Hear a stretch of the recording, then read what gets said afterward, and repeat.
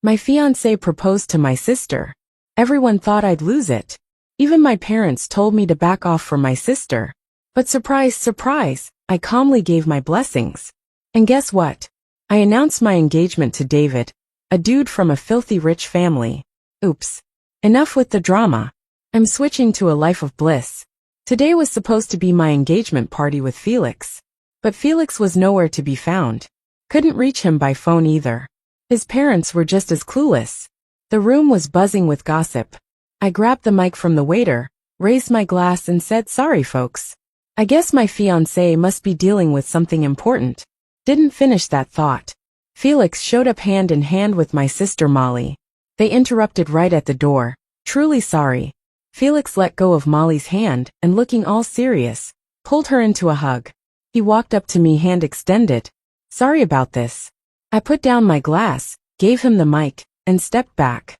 Felix nodded at me and faced everyone with a regretful look. "Everyone, and Carrie, I'm really sorry. Our engagement is off. Today.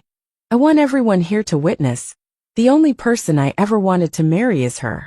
He turned to Molly, dropped to one knee, and asked sincerely, "Molly, will you marry me?" Molly didn't reply. She looked at me, and then down at Felix as tears rolled down. It was obvious she felt terrible snatching her sister's engagement party like this.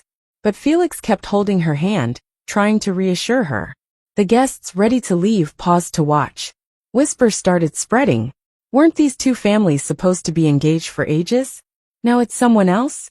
Molly hardly ever shows up, but what an entrance. Wasn't Felix into Carrie before? Carrie won't make a fuss, right? Who knows? It's not like they're married yet. No matter the place or people, gossip seems to be a universal trait. I smiled with sincerity, urging Molly. "Hey sis, what are you waiting for? Say yes." To my surprise, she cried harder, shaking her head, lips shut tight. Felix couldn't hold it anymore. He turned to me and growled, "Carrie, stop torturing Molly. Any issues, take it up with me. She's innocent." I was like, what's that got to do with me? I couldn't resist throwing in a jab. "You're crazy." The atmosphere got tense for a bit. My friends rushed over, afraid I'd cause a scene, trying to drag me out. "Carrie, don't be upset, we'll talk later." "Carrie, you okay? Let's go take a break." Even my parents, Jason and Becky, came over, patting my shoulder. "Your sister has always given way to you.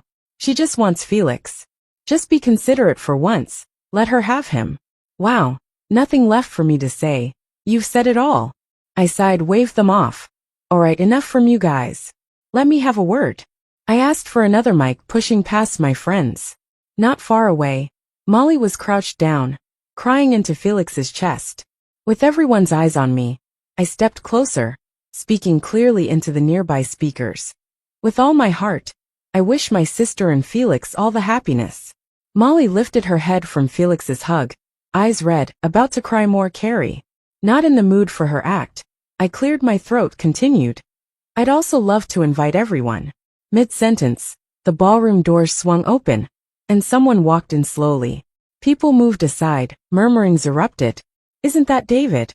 What's he doing here?" "Damn, David came to watch too." I went over, linked my arm with his, smiling.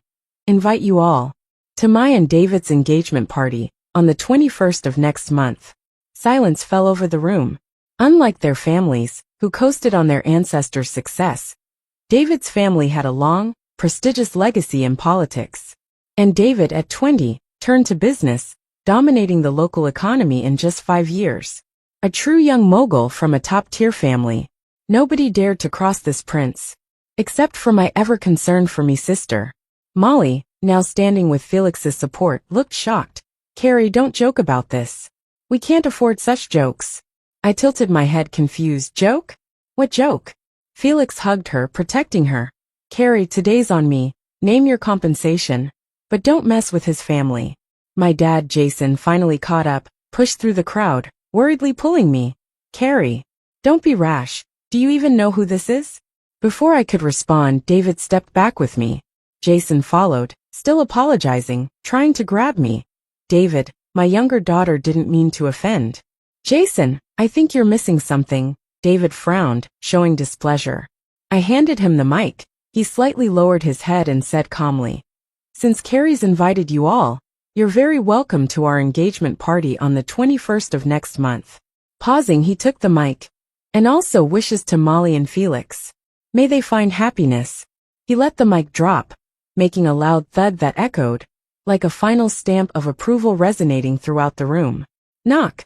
The room went silent for a moment, then erupted into chatter. All around, younger guys and girls couldn't stop talking. We thought Carrie had it bad, but something feels off, doesn't it? I mean, seems like Felix switching fiancés was a last-minute decision, but Carrie was ready for it. I missed it earlier, but Carrie is from the Gardens. That's their name? I'm telling you, we're just pawns in their game. All the chatter wasn't quiet, and it caught David's attention. He seemed to enjoy it, turning his head slightly with a bit of approval, giving the speaking crowd a nod. As I followed his gaze, those few seemed even more excited. What's up with you all acting like you're shipping a couple hard? Aren't you supposed to be high society? I sighed, raising a hand to pat David on the back, who was showing off like a peacock. Tone it down. By the next day, the headlines exploded. News of my engagement to David, with his approval, was known all over town. On my phone, Jason had been hitting me up since yesterday afternoon. He kept asking how I got tangled up with David, kept questioning if I was trying to mess things up for him, like it was something I should mess with. Then, after seeing the headlines this morning, his sharp accusation turned to this. Carrie, you gotta really impress David. The future of our family depends on you now. Depends on me? I tapped my finger on the last line of the message, finding it quite funny. Jason's never had the skill to run the business. It's mostly been Felix helping out all these years. So for the past 20 years, the future of our family definitely rested on Felix's shoulders. That's why, when they found out about Felix messing around with Molly, they quickly ditched me. My parents always had a thing for my weak and sickly sister, and couldn't wait to get her hitched well. But back then, Felix wouldn't stop chasing after me, so they couldn't force a switch. Now that Felix is with my sister, they got what they wanted. Just as I was thinking that, David came over with a plate of fruit, sitting next to me. What's on your mind? I picked up a grape, sighing dramatically. Biased parents, a drama queen sister, a faithless fiancé, and poor innocent me. David took my hand with the grape and brought it to his mouth. He copied my tone and sighed sigh. My poor fiancé almost got bullied. Oh right, this fruit-stealing guy knows a lot about my background. Guess my attempt at acting pitiful failed. They want me to charm you. I grabbed another grape and offered it to him. Here, let me charm you. David took it effortlessly, speaking lazily. Do you think they'll wait a few days for a son-in-law like me? Since David and I are getting engaged, it's natural for both families to meet. Besides, they finally get a chance to butter up to David. They wouldn't miss the opportunity to gain some benefits. It's just a matter of how long they can hold off on approaching this big fish without startling it. I continued feeding him, guessing a week maybe? David turned his head, certain a day. The next day, David got stuck small talking in my parents' living room, while I headed back to my room to pack up and move into David's place. The door opened, and Molly came in carrying a cup of coffee, smiling warmly. Carrie, I ground this coffee myself for you to try. I glanced at the varied kiss marks around her collarbone. Molly wasn't even bothering to cover up anymore. Really impressive, sis. Molly hesitated at the doorway but stayed smiling. Oh? What's wrong? I set aside the clothes I was holding and grabbed my phone off the table, turning it off in front of her and tossing it onto the bed. Hand over your phone. Molly hesitated. What are you doing? I blinked, giving her a choice, turn it off or walk out. After a moment, the phone in Molly's bag that was recording got shut off. She closed the door too. Molly dropped her smile, speaking coldly. I was curious since yesterday, how you managed to snag David. Seems like you do have some tricks up your sleeve. I shrugged. These tricks? Not as good as yours. In our family, our parents especially treated Molly, who was born prematurely, like fragile glass. She couldn't run or jump, and couldn't even leave the house for fear of harm. After being so pampered, she developed quite a dark side. Starting around 5, she picked on me, trying to take things she felt should be hers. Things like extra attention from our parents, approval from teachers and peers, and my fiancé Felix. She used all kinds of tactics like playing sick, acting pitiful, and throwing dirt.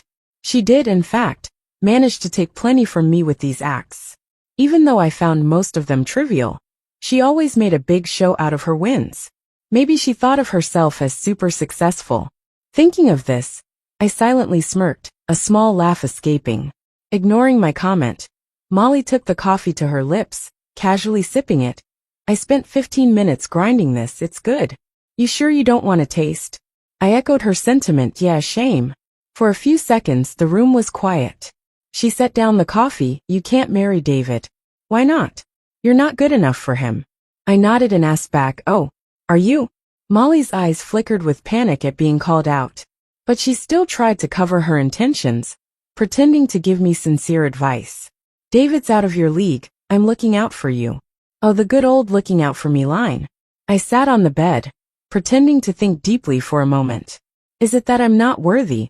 Or do you just want him for yourself? Felix wasn't enough? Molly reflexively replied, Felix and I are truly in love. Then she paused, realizing something was off. She looked at me wide-eyed. Did you say you let me? My silly sister. I smiled, raising a finger, pretending to count. Didn't you claim true love between you and Felix? Let's see, when did it start? Was it the engagement party 2 days ago? Or all those secret meetings over the years? Or that night after college exams? Knock. Slam. The thud of something heavy hitting the floor, and the sound of a ceramic cup shattering startled the 3 people downstairs. They hurried upstairs to see what was going on. Molly was slumped on the floor in my room, clutching her stomach and wincing in pain. Her white loungewear was stained with coffee, and the shattered cup lay next to her. I just sat there in front of her, watching indifferently. This scene pained our mom. She rushed to Molly, anxious and worried, helping her up. What happened? What's going on? Molly, are you okay? Molly opened her eyes weakly, tears streaming down her face. It hurts, Mom. Don't blame Carrie. I just lost my balance. She didn't push me. Heartbroken for her eldest daughter, Becky looked furious. She was always concerned about maintaining the image of a lady of elegance. She didn't even care about the coffee on her hands as she pointed straight at me. Carrie, she's your sister. And she's carrying your nephew. How dare you push her? Getting more agitated, she almost got up, intending to slap me. But her legs gave out, and she ended up kneeling on Molly. Molly's crying paused for a moment. I held in the urge to laugh, keeping my expression in check. When people get embarrassed, they often try to look busy. Becky hurriedly moved off Molly, tears falling as she held Molly, yelling at my dad, Jason. What are you standing there for? Call a doctor. It's a sin, just a sin, Jason. Snapped back to reality by the shouting. Was frantically about to go downstairs to call for help. But David stood in the doorway, blocking him, and said calmly, hold on. Jason froze, both anxious and fearful. David, what are you doing? David just nodded in my direction. Everyone in the room turned to look at me. I slowly stood up from my seat, clapping my hands softly. You know what? My sister's best performance all these years is this one right here. But unfortunately today it's time for the curtain call. Becky didn't understand what I was doing. Worried about Molly, she shouted at me, her voice breaking a little. What nonsense are you spouting? Why are you stopping your dad from getting the doctor? Do you want to harm your sister and her unborn child? I furrowed my brows, covering my ears, and looked to David for help. He raised his hand, rapping his knuckle on the door to signal her to quiet down. Becky, don't worry. The last person in this room who wants something to happen to Molly isn't you. What? David stayed silent and I took over. If anything happens to Molly in my room, it costs me my whole life. I'm not that much of a martyr. Becky looked down at the devastated Molly in her arms, then back at me, confused. What are you trying to do? I picked up 2 phones from the bed, then went to the desk and grabbed David's phone hidden behind some books. I showed them the recording screen. Molly's crying stopped instantly, and I caught the obvious panic and fear flickering in her eyes. Our parents also held their breath, sensing something was off. My room had never been this quiet before. I didn't drag it out any longer. I turned on the projector and linked it to David's phone, starting the video from the beginning. In the video's initial minutes, I was the only one in the room folding clothes. Then Molly came in holding a cup of coffee. A few more minutes passed. I asked Molly, let me guess, when did it start being true love between you and Felix? Was it at the engagement party a few days ago? Or all those secret meetings over the years? Or the night after college entrance exams ended? Molly's face turned pale immediately. She took a couple of steps towards me, seething. What nonsense are you talking about? In the video, you could clearly hear my reply. Hotel room 107 on the 10th floor. I even helped you delete the footage of you two all over each other in that hallway. After hearing that, Molly turned around, picked up the coffee, and splashed it on herself. Her voice was cold, dripping with jealousy and spite. So what? That's what you owe me. Then, without even blinking, she smashed the coffee cup hard on the ground, skillfully avoiding the shards, and lay down, clutching her stomach and gasping. The noise brought everyone upstairs to open the door. The last few seconds of the video showed me walking towards the camera. The room fell into silence once again as the video ended. Becky's face froze, the pain turning into disbelief. Molly, you? Why? Jason's face turned red. He's prided himself on being a gentleman all his life, never raising his voice. But now he couldn't help but angrily berate Molly. What are you doing? Molly's tears kept flowing, and she shook her head, panicked, gripping Becky's hand tightly, so tight her knuckles were white. I just. Stop. I clapped my hands, cutting off their act. I'm just here to present the reality of things to everyone. I'm not interested in what happens next. David and I have things to do, so we'll be off. My words seemed to snap Molly out of it. She stood up, ignoring the shattered cup at her feet, trying to grab me. Carrie, you're doing this on purpose. You're trying to ruin me, take everything from me. You just want to hurt me. But before she could make a move, Becky stood up with her and yanked her back. Whack. Molly stood there stunned, disbelief written all over her eyes. Becky withdrew her hand, looking at the slowly appearing mark on Molly's cheek with pained eyes, muttering, How did you become like this? Molly was floored by the slap. Slowly, she raised a hand to her face, crying, staring at Becky, her default being deflection and playing the victim. You hit me for her?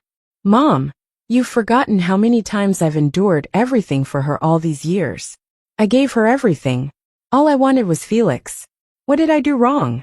Becky faltered for a moment, her hand gripping Molly's, shaking. Mom just saw what you did just now. Molly shook her off, sneering. Saw what I did just now?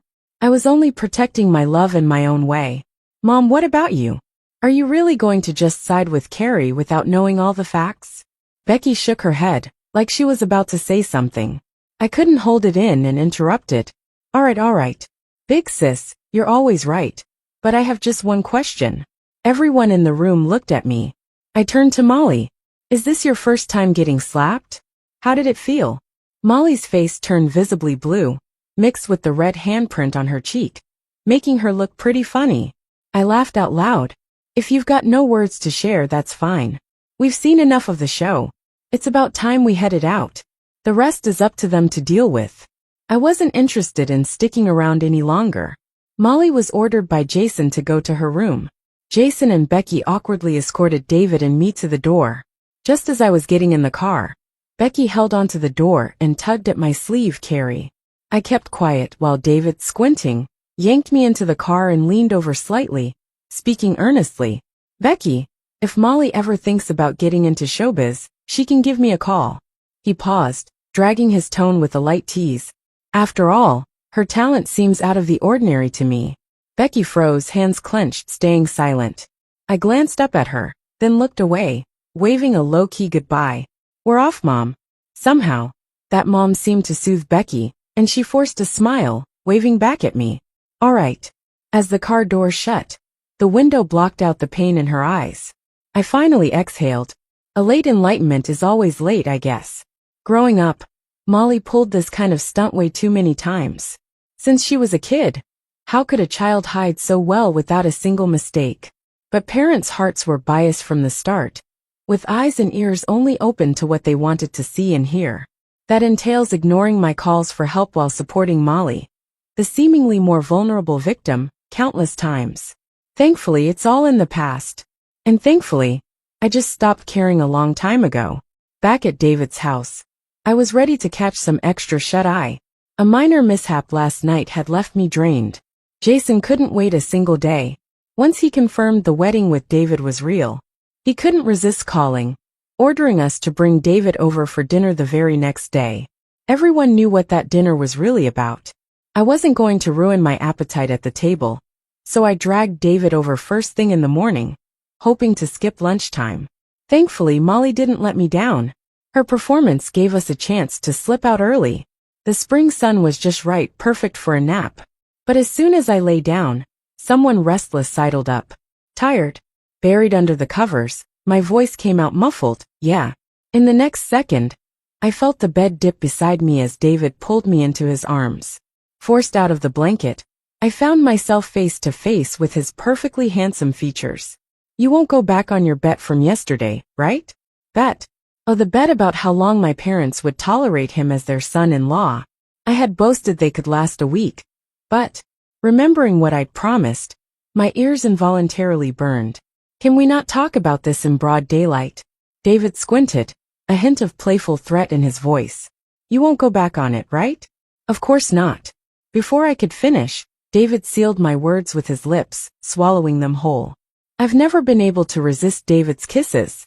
When he finally let me go, my eyes brimmed with tears from shortness of breath. I'm tired, really tired. David nestled closer, lightly nibbling on my lower lip. I'll nap with you. Breathless, I feebly pushed him away. Go to your side. David obediently lay down beside me, sighing softly. Get some sleep. Rest well. And enjoy the show later. 3 days later, Felix announced he wanted to hold an engagement party with Molly. Invitations were sent to David. David slapped the invite into my hand, raising an eyebrow with a playful grin. Let's go watch the show. So that's what he meant by a show. I smiled, taking the invitation. Now this should be interesting. Outside the venue, the Maybach pulled up. David got out, walked around the front, and opened the door for me. I reached out, took his arm, and walked in with him. This engagement party had a bigger venue, more thought put into it, and they even invited some media. I glanced around and commented, true love, huh? This sure put more effort than my own party. David surveyed the scene, chuckling. And this is considered effort? I grinned back, placating him, just average. The place was packed with people. Elite kids and suited-up CEOs mingled, chatting over drinks. Not to mention the well-dressed celebrities and influencers hanging around. But most of these people weren't the kind you could invite with a snap of their fingers. I felt puzzled. Could there be some recent buzz with the two families that I'm missing? Thankfully, my question was soon answered. The moment David and I entered, we gradually drew most of the attention from the gathered crowd. Not far away, someone was already eyeing us, ready to approach David with a wine glass. I patted David's arm. Looks like they tagged along because of you. With his wealth, looks, and background, David stood out as a prince. Ever since making a name for himself in town these past few years, he kept a clean slate with zero scandals, and didn't care for social events. Suddenly popping out with a mysterious fiancé piqued everyone's curiosity. After some digging, knowing it was me, and with Molly being my only biological sister having her engagement, it made sense for me to show up. So people were betting just what if I brought David along too? This might be one of their rare chances to meet him. Not far off, Felix emerged from the crowd, holding a drink, beaming at us. Carry David. A waiter passed by with 2 glasses of wine. I took one, giving him a nod of acknowledgement, raising it back. Cheers. As for what kind of blessings, well, that's hard to say. Felix didn't mind David ignoring him. He just nodded, took a sip of his drink, and turned back to the crowd. I found a table to set down my glass. When I turned back, I saw David surrounded by a few familiar business execs. No peace, seriously. I located a corner to do my best to ignore the pair of eyes watching me. I casually swirled my drink, nibbled on a small cake, and took sips of wine every now and then. When most of the guests had arrived, I put the glass down and rested my head on the table, pretending to be asleep. Sure enough, the person watching me couldn't hold back any longer, and came over to support me. Miss, are you all right? Let me help you upstairs to rest.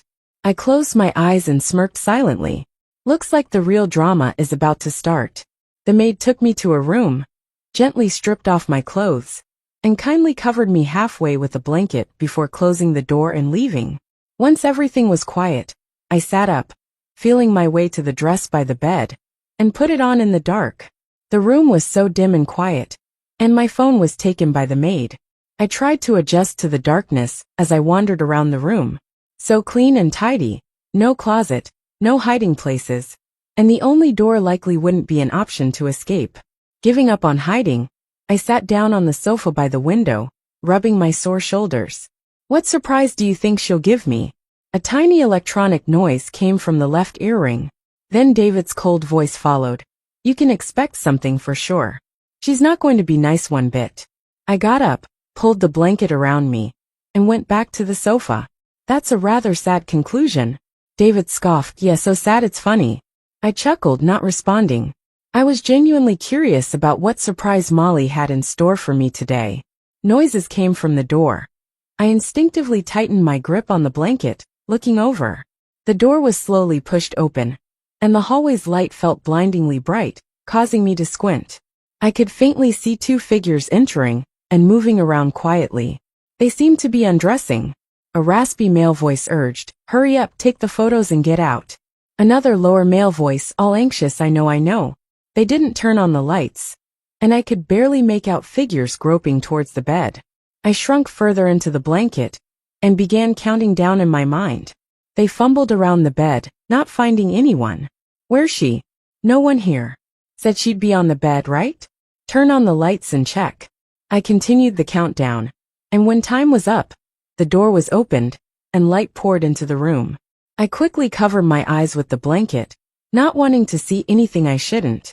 With the sound of a switch being flicked on, David spoke icily. "Oh, two gents hanging out here, snapping some artistic nudes?" The two men in the room were quickly dragged to the door by David's people. I was pulled from the blanket by David, carried out of the room. Two men, just hastily putting on waiter outfits, kneeled at the door, one with a small camera around his neck. Turning to David, I asked, "Who sent you?" They exchanged glances for a few seconds before speaking. "It was Molly. She wanted us to take some scandalous photos of you, specifically requesting your full face be visible." "Carrie, we were just doing a job. Might you and David?" I smiled politely and walked away. "David, call the police." Molly had become accustomed to being above me for the last 20 years. That day when I threw her off balance at home, making her move out that very night, there's no way she'd let it go and leave me in peace. As expected, she showed no kindness to me. Downstairs, the wedding banquet was in full swing. At the end of the runway, a big screen was displaying Felix and Molly's childhood sweetheart moments. Oddly enough, many scenes included me, and some photos were taken when Felix was courting me. Who knows when Molly found an excuse to capture those moments with him, now turned into their exclusive sweet memories. Quite amusing. In a side corner on stage, the pianist played the wedding march, wrapping the venue in melodic blessings. David followed behind me, wrapping his arms around. "She should appreciate your return gift." Looking down at Molly's beaming smile, I sighed. I wasn't planning on giving her anything. It's a shame my sister has always been naive, insisting on blazing forward without considering leaving an out for herself. Maybe it was my indulgence over the years, making her so foolish. The photos on the big screen transitioned to their engagement shots. The host gestured for Molly and Felix to step onto the stage. Holding hands, they walked over, smiled at each other, and turned to the crowd about to speak. Right then, from the speakers beside the big screen, came the recording of my conversation with David. It wasn't bright, but the voices were clear. It was my recent low-voice query to David's earring bug. "What surprise do you think she'll bring me?" Leading up to when one waiter-ish man revealed, "Molly had us photograph you misbehaving with another man, and specifically asked for your full face." On stage, Molly's face turned ashen as she dragged Felix to shut off the monitors. "Who's controlling this? Shut it down. What's all this? Turn it all off." But it was too late. David's team had moved in, blocking the path to the projector room. The big screen kept playing. Next scene. In my room, showing me packing as Molly walked in with a coffee cup. A few days ago, the coffee cup shattered again. The video ended once more as I approached the lens. The room erupted in shock. Molly was on the ground, drained and in tears, with Felix kneeling beside her, looking stunned. I leaned back into David's arms, releasing the railing. I almost forgot. What's in the next video? The screen went dark with my words, and after 3 seconds, Molly's voice came on before the image. I really like this trophy, Carrie. The image gradually cleared, showing a much younger Molly holding and examining a crystal trophy with my name, Carrie, as the recipient. That was my trophy. In the video, I sat on the couch ignoring Molly. She smashed the trophy at her feet, exclaiming, "Sorry, Carrie, it's all my fault. I shouldn't have said anything, don't be mad." Then Jason and Becky came in, shielding Molly. Molly seemed to soften, defending me. "It's not Carrie's fault. I was too curious about the trophy. Carrie didn't mean to hit me with it. Don't be mad, Mom and Dad." Her words fueled the fire instead. Becky looked at me with disappointment, saying, "How could I have a daughter like you? She's your sister." The video continued as cameras flashed, and the media live-streamed the event in the banquet hall. Guests edged back, whispering, "Oh my God, are they real sisters? Are those her real parents?"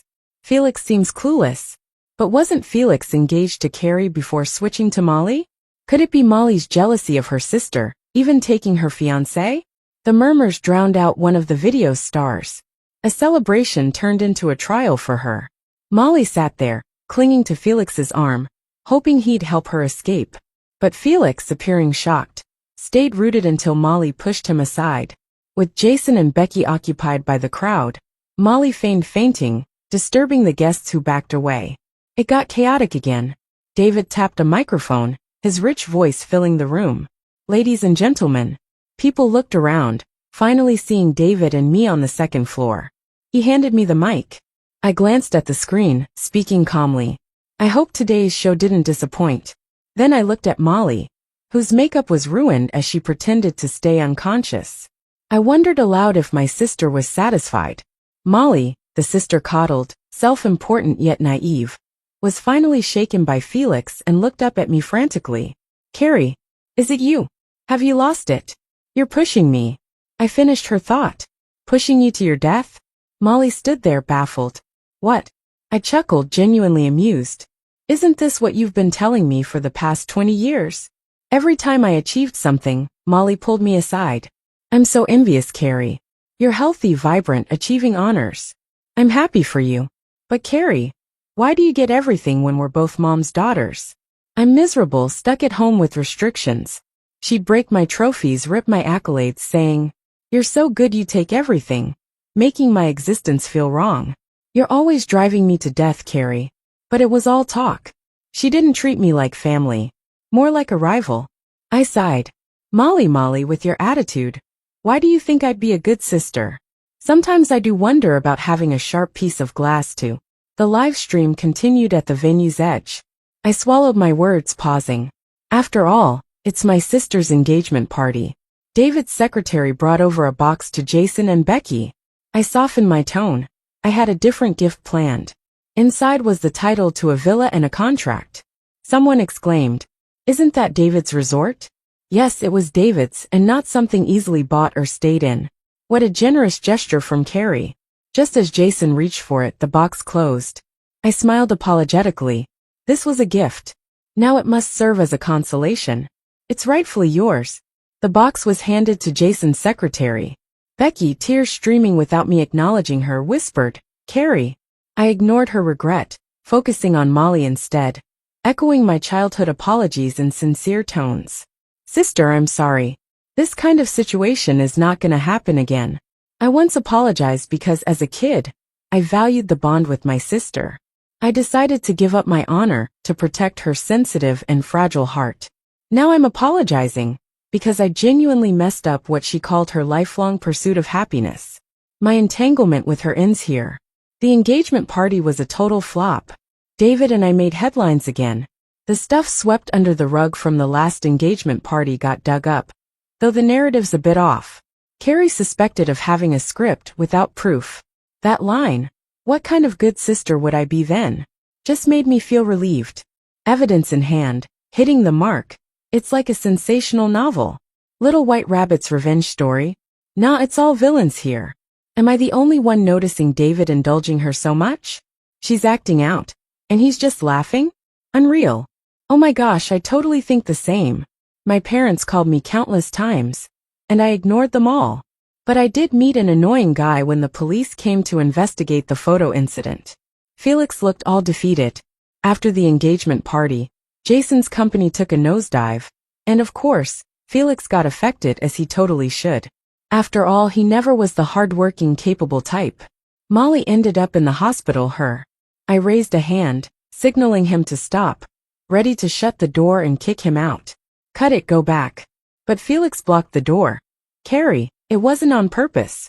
On the day of the college entrance exam, I wanted to confess to you. I got drunk. I don't know why it ended up being Molly. I stayed behind the door, not wanting to even look at him. So that's what you care about. You've had enough, Felix.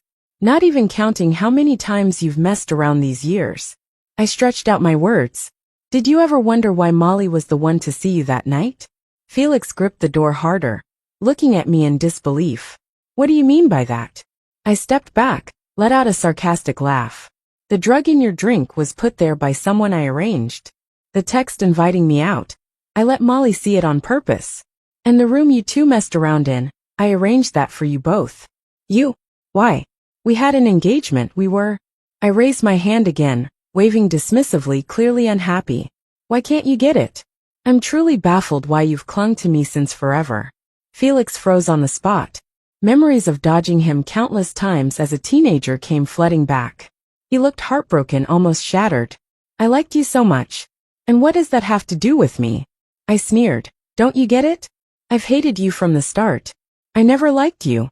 The thought of having to marry you kept me up at night. Being forced into the role of Felix's fiancé and stuck by him was the worst time of my life. I just handed you back to Molly, like I always said I would. I wish you both a happy ending. After the engagement, their families broke ties, and the engagement was completely shattered. To avoid being dragged down, the companies cut ties just in time, and Felix's company was barely affected. But one already infested with rot collapsed overnight. Jason and Becky disappeared from the public eye.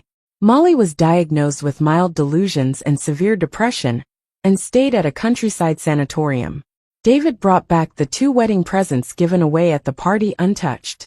Jason's house got seized, and David bought the company. Facing hefty compensation, with no way out, they used the villa I gave as collateral, repaying the kindness of raising me. The bond of sisterhood is hard to sever. This is the only gift I've given them, and their last avenue. Settling old scores, I finally have some downtime. Little did I expect. Invitations from wealthy families started piling in for me to visit. But we all know their real intentions. They're interested in the man behind me. Thankfully, David turned them all down for me, taking me back to the old family house. In the house, on a steady-colored sofa, David's grandmother, with a head full of silver hair, glared at me. Oh, who's this girl?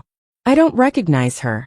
She said this while tapping her cup on the table, turning her head away from me. I hurried over, holding on to her. Grandma, it's me, Carrie. Look at me again. I refuse to believe you don't recognize me. Who's Carrie? I don't recognize you at all. David's grandma snorted, still not looking at me. I moved to her other side, affectionately holding her. You must recognize me.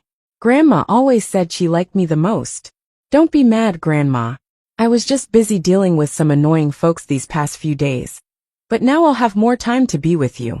After the explanation, Grandma affectionately held my hand, turning to glare at David.